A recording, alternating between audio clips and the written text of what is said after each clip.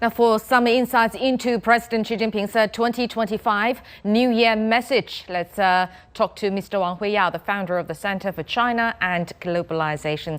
Happy New Year, Mr. Wang.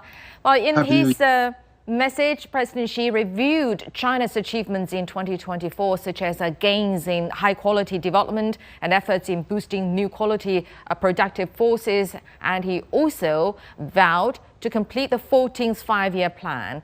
So what do you think are China's priorities for economic development in 2025? Yes, I think Xi's speech was quite encouraging and quite stimulating as well, because basically he summarized what has been achieved in 2024, and also he highlighted that in 2025 we are going to continue to finish the 14th five-year plan.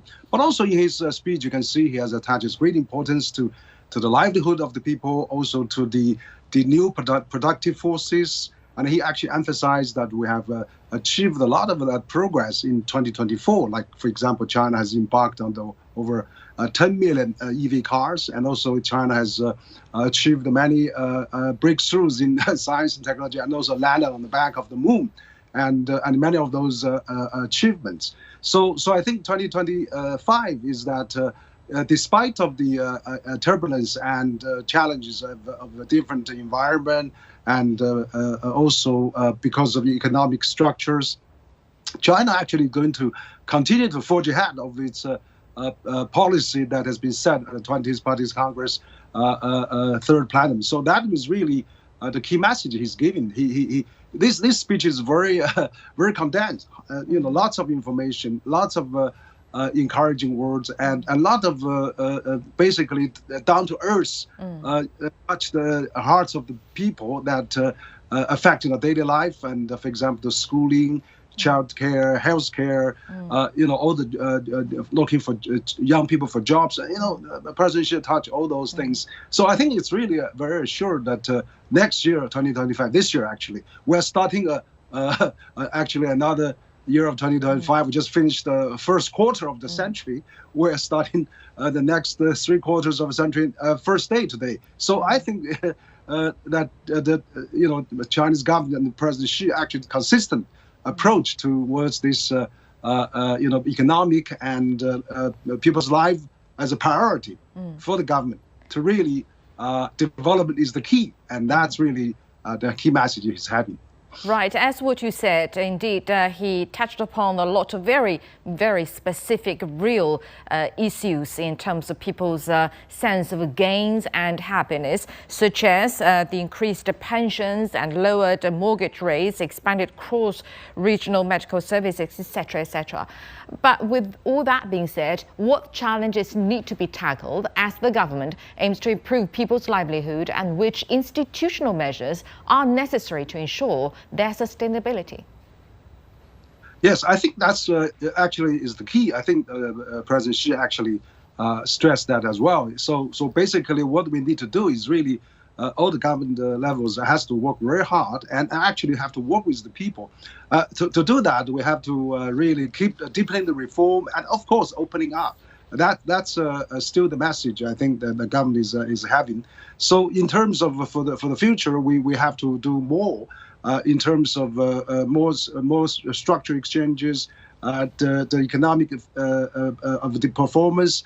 President Xi particularly mentioned in his this annual New Year speech of high quality productive forces, high quality growth as well. So let's do the high quality growth. So that means we have to really enhance the service sectors, enhance also the all the area that President Xi mentioned about, schooling, education, healthcare, and of course also social affairs, and of course also the livelihood of the people. So that is really the key message. I think also he thought about this the global environment, and we have to maintain a good cooperation with all the countries. We have to strengthen the global governance. We have to work with all the global South countries. We need to really be active to contribute China's share. We need to continue the Belt and Road, and all those messages are there. So I think it's quite clear China will, embark on a path that has been set by the CPC, and we continue to improve, to enhance, and to enlarge, and to really unleash the more productive powers and forces for the coming year. Right, and as you mentioned, the Belt and Road, President Xi, in his speech, actually highlighted China's responsibilities as a major country in the world, entangled with changes and turbulence, quote unquote. How do initiatives like the Belt and Road and his concept of community with a shared future reflect China's sense of responsibility as a major country, especially in the very, very, to be fair, very chaotic world nowadays? Absolutely. I think that President Xi actually said very well. I mean, he said that, I think the later part of his speech, China is a major country and also play major responsibility, but also he really thinks that all the countries should work together, and then we should really looking for cooperative measures, and we should really work together.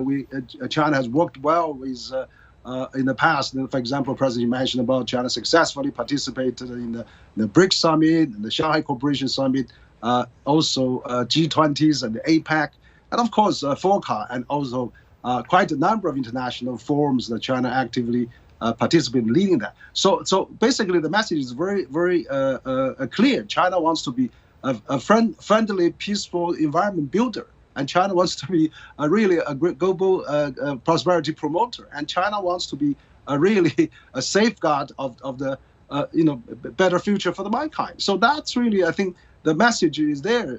Really, China wants to really do the good things for the world, and then really inviting everybody to join hands together. And then particularly, China is really willing to do more. For example, 2024, China has lifted almost 40 countries, least developing countries, tariff to China. That's incredible. While other countries increasing tariff, China is reducing to zero for 40 countries. So also China has opened visas for 59 countries can stay China free now for 1 month basically. So those are incredible openness that China has showed in the last year, and China will continue to do that, continue to open for the year of 2025. All right. Thank you very much, Mr. Wang Huiyao, the founder of Center for China and Globalization. Have a very, very happy new year and very prosperous one as well. Thank you very much for your insight.